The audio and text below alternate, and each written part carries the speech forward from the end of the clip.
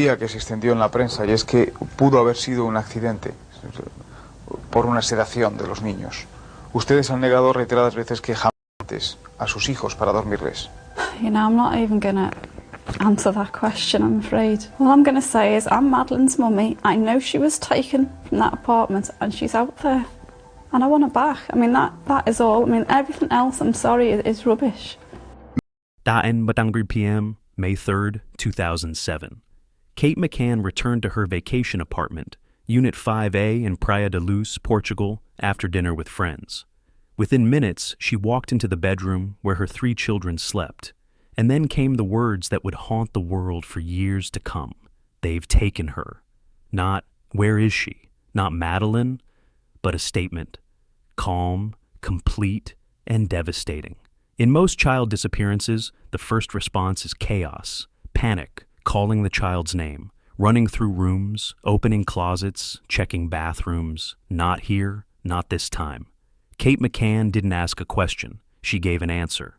From that moment, the Madeleine McCann case became more than a tragedy. It became a mystery. A 3-year-old vanished without a sound, without a struggle, without any evidence of a break-in. There were no fingerprints, no surveillance footage, no witness accounts, no foreign DNA, and, most haunting of all, no body. But while the authorities hesitated, the public didn't. Investigators, forensic analysts, psychologists, and everyday people began piecing together the fragments that didn't add up. Cadaver dogs alerting to death in the apartment and the family's rental car, blood behind the sofa, and a mother's behavior that seemed too composed. What if no one took Madeleine? What if she never left that room alive? This wasn't just a story about a missing child. It became a story about fear, a mistake, and the desperate cover-up that may have followed. For months, the official narrative was clear. Madeleine had been kidnapped. But in July 2007, 2 very different investigators entered the scene. Eddie and Keela, elite British sniffer dogs, trained to detect the scent of human decomposition and blood. Their findings shattered that clean narrative. Eddie, the cadaver dog, alerted in 5 key places: behind the sofa in the McCann's apartment, in the wardrobe of a bedroom, on a piece of Kate McCann's clothing, on the key fob, and inside the trunk of the family's rental car. Keela, the blood detection dog, independently confirmed alerts behind the same sofa and in the same trunk. These were not random alerts. They were precise and consistent, and they didn't point to a stranger. They pointed inward, toward the McCanns. Behind the sofa, forensic teams found a small trace of blood. It had been degraded by time, cleaning products, and humidity. But low copy number DNA testing, controversial but admissible in some UK cases, retrieved a partial match. 15 out of 19 markers consistent with Madeleine's DNA. Not enough for a conviction, but far too much to ignore. Even more troubling, the rental car had only been acquired 24 days after Madeleine's disappearance. And yet, the cadaver scent lingered inside. Hair and DNA samples were also found, again, partially matching Madeleine. There was no reason for her DNA to be there, not if she had been taken and never returned. Why would the scent of decomposition appear on a Bible Kate McCann kept close? Why would it show up on her clothes? The evidence didn't shout, it whispered, but it whispered with consistency. And it didn't say, someone came in. It said, someone never left. In every missing child case, time is everything. It tells us what's possible, what's not, and who had the chance. But in the case of Madeleine McCann, the timeline doesn't bring clarity. It collapses under its own weight. According to the McCanns and their friends, nicknamed the Tapas 7, they had been following a routine. Dinner at the nearby restaurant while taking turns checking on their sleeping children every 30 minutes. On paper, it sounded responsible, almost rehearsed, and that may be exactly what it was. No restaurant staff could confirm those regular check-ins. No surveillance footage supported the pattern. Neighboring guests saw nothing consistent with back-and-forth monitoring. And within the group itself, statements conflicted. Some said the first check was at 8:30 p.m., others at 8:45. Jerry claimed he checked Madeleine at 9:05. Jane Tanner reported seeing a man carrying a child at 9:15. That man turned out to be another tourist holding his own daughter. Then came the handwritten schedule. found not in the original police files, but later in Kate's belongings. A neat list of who checked which apartment, at what time. It wasn't part of any official statement. It looked less like a memory and more like a reconstruction, something made after the fact, not during it. Real trauma is messy. Real timelines are filled with fragments. But this one, it felt too clean. And then, the dramatic detail. Kate claimed she found the bedroom window open, the curtain billowing in the wind, the shutter raised. It was the kind of image that made headlines. But early police photos showed the curtain still. No signs of forced entry, no debris, no fingerprints. The shutter could only be opened from the inside, unless brute force was used, which it wasn't. The crime scene didn't tell a story of intrusion. It told a story of arrangement. So when Kate McCann ran from the room screaming, "They've taken her," was it panic, or was it performance? In criminal investigations, words matter, but so does silence. When police questioned Kate McCann, she refused to answer 48 key questions. Not one or two, 48. Among them, did you give Madeleine any medication that night? Did you open the bedroom window yourself? Did Madeleine ever sleep with her siblings? Her silence wasn't illegal. Under Portuguese law, she had the right. But in the eyes of the public, it wasn't just silence. It was protection. From what? No one could say for certain. But the weight of what wasn't said hung heavier than any denial. Then there was the book. A Bible Kate reportedly kept close after Madeleine's disappearance. Cadaver dogs alerted to it. A book? Something handheld. Intimate? That detail, small as it seemed, whispered of contact, of proximity, of mourning, not abduction. Still, supporters of the McCanns claimed the dogs weren't reliable, that DNA tests were too weak. That contamination explained the results. But if contamination were the reason, why did every alert point to one family, one car, one apartment? No other units in the resort triggered those dogs. No other belongings. Just the McCanns. Forensics by nature doesn't scream, it doesn't accuse, it simply points. And what it pointed to, never left apartment 5A. Even more unsettling, Kate's first words, "They've taken her," sounded less like a reaction and more like a line. She didn't shout Madeleine's name. She didn't tear through the apartment. She didn't check closets or bathrooms. She ran outside repeating a phrase, over and over, "They've taken her." That's where suspicion begins, not because it proves guilt, but because it doesn't fit. If the theory is true, if Madeleine McCann died in that apartment on May 3rd, then what followed wasn't born from cruelty. It was born from fear. Kate McCann wasn't just a mother. She was a doctor, trained in anesthetics. She knew what sedatives did. She understood their effects, their risks, and the consequences of misuse.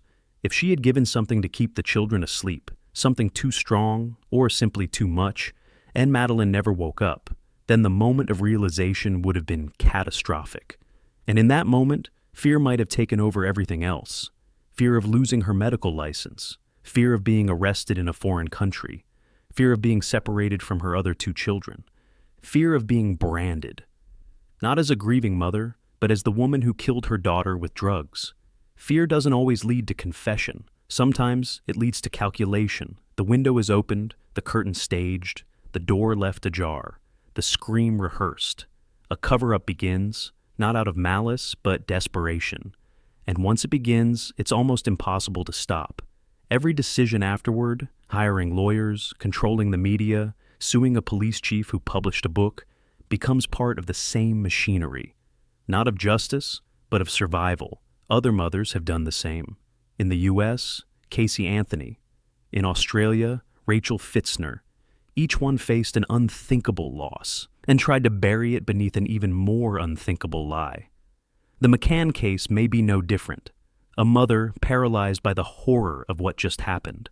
A family spiraling into self-preservation.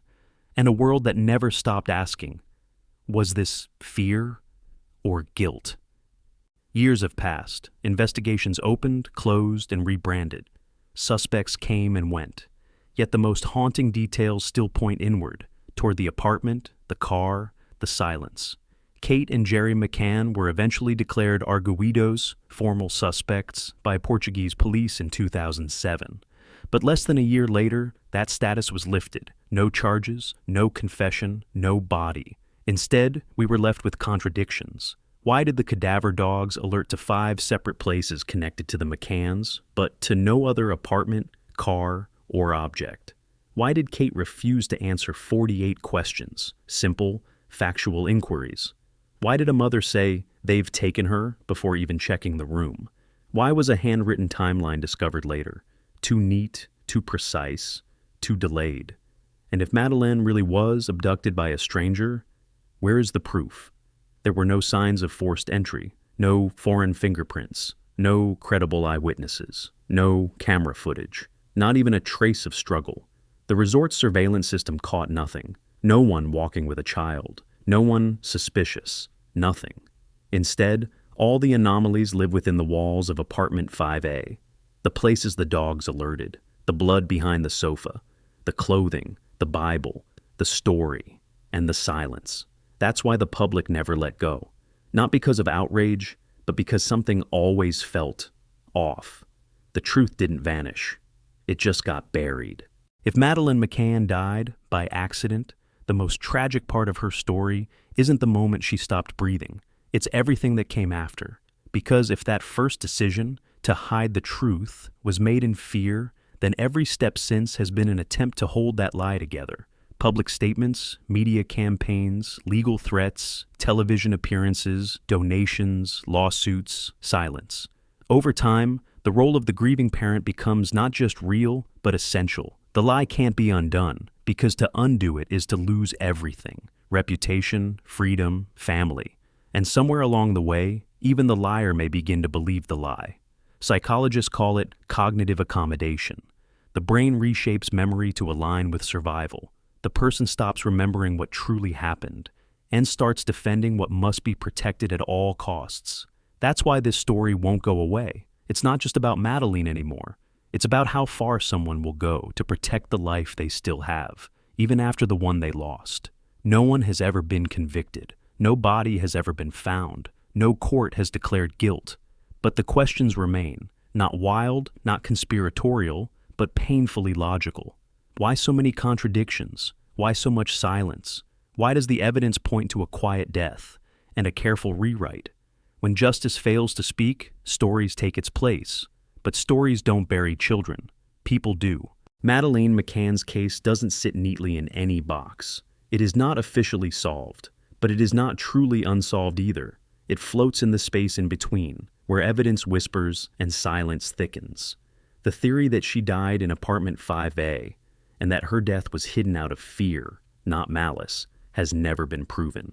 But it has never been disproven either. That's what makes it so hard to let go. Not because we're certain, but because no other version makes as much sense. This is not about vengeance, not even about guilt. It's about recognition that something happened here that no one has been able to explain away. A child vanished. The window didn't show signs of break-in. The curtain moved only in memory. The dog smelled death where no one should have died. The parents offered a timeline too polished, too controlled, and one sentence echoed louder than all the evidence. They've taken her. But the truth may have stopped breathing long before those words were spoken. The McCann case reminds us of something uncomfortable, that not all lies are told out of cruelty. Some are born from sheer, blinding fear, and once told, they become prisons, places where even love is held hostage by shame. Maybe Madeleine's death, if it happened that way, wasn't the act of a monster.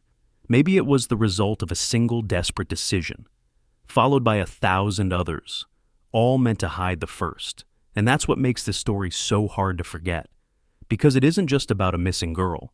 It's about what happens when the truth is too heavy to hold. So we bury it. But the world never stopped looking. Not just for Madeleine, but for that one thread, lost in the dark, that might still pull the truth into the light.